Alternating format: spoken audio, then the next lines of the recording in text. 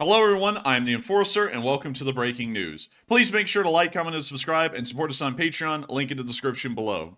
Beginning with our first bit of breaking news today, Ukrainian forces have been able to make a massive advance in the area of Klischkiivka and now claim complete control over the village south of Bakhmut.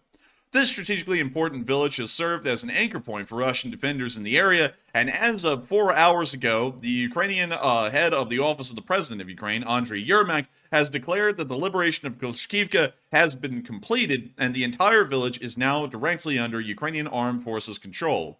This is a massive upset for the Russian forces in the area, just having actually lost Andriivka the other day. The frontline situation here has been somewhat fluid as well. We can see that in the area of Klischkiivka, and it appears that this map, deep state map, may have not been updated yet as of the time of recording. Now it has been. We can see that the Ukrainians finally have actual physical control over Klischkiivka and Andriivka, which were some of the last major defensive positions that the Russians had in this area before they get pushed all the way back to Opitne, which is the very southern end of Bakhmut, and also Odradivka, which is a small village road along the major highway heading south out of Bakhmut. Considering that these two villages now have physical control being exerted over them by Ukrainian forces, this means that these will now become anchor points for Ukrainian forces to launch further offensives from and to try and push the Russians from the fields, separating Klischkiivka and Odradivka from each other.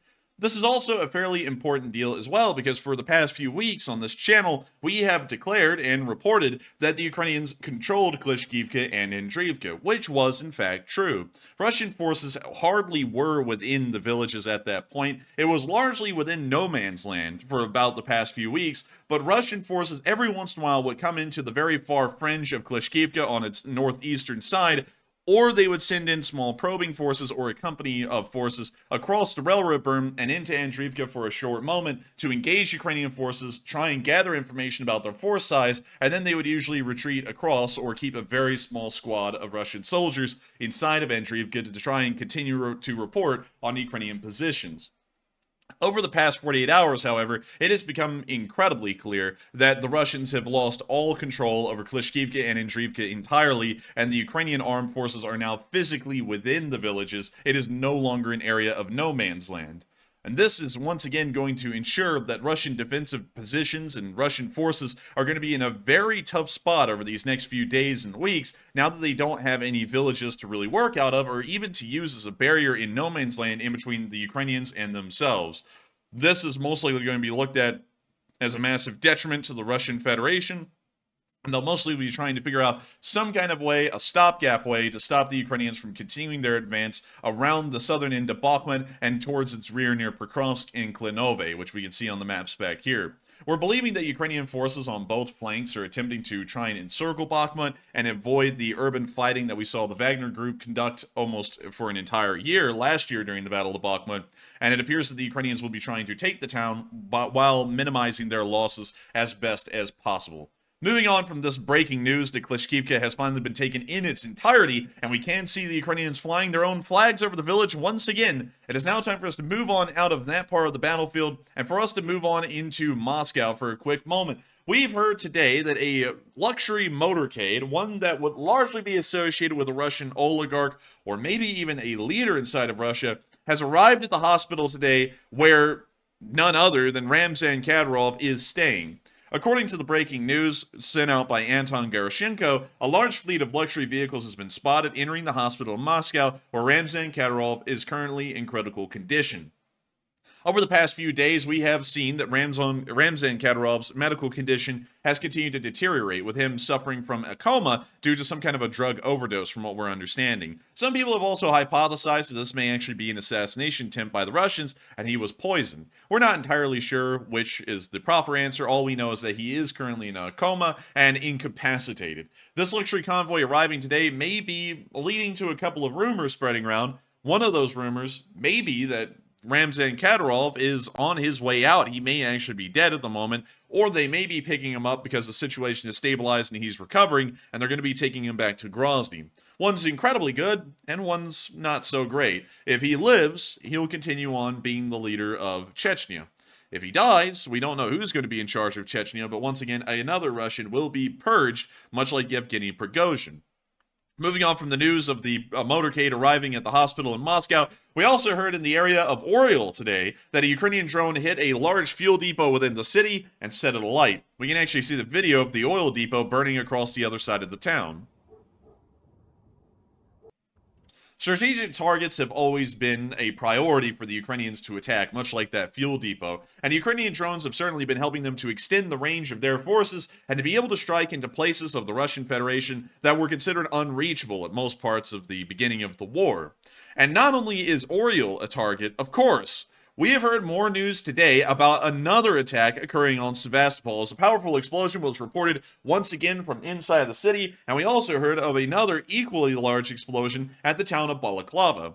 According to the Ministry of Defense of the Russian Federation, they claimed that they were able to destroy all the drones in the area.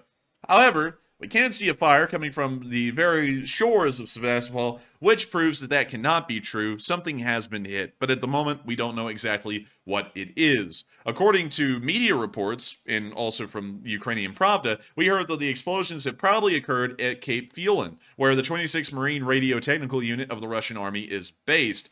According to Suspilny, sorry, correction there, explosions and shootings are continuing around the Cape as the fire continues to rage.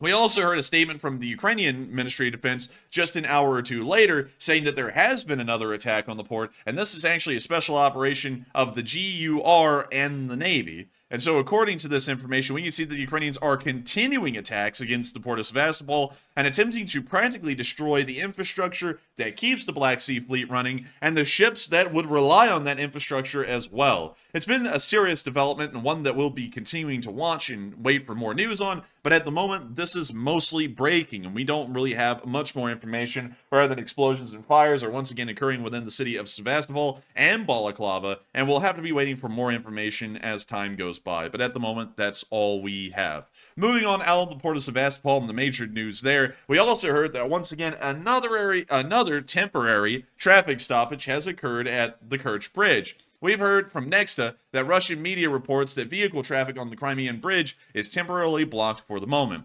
We don't really know why this decision has been made at the exact same time the attacks on Sevastopol are occurring, but nevertheless, it is an interesting coincidence, and one, I think, that is probably being tied to each other. Considering that there was an attack upon Sevastopol, they may have some kind of regional command for the entirety of Crimea, where the entire peninsula was put on red alert, and so because of that, they then also shut down the Kerch Bridge as well temporarily to see what kind of situation was unfolding around them.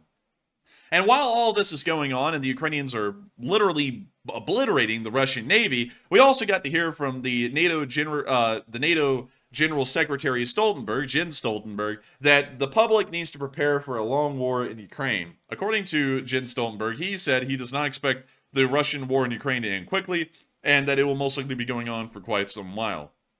What he describes as a long war, though, we're not really sure. We don't really know if he means that the war will last 5 years or just another year. We're not exactly certain what that statement means at the moment, as in a long war.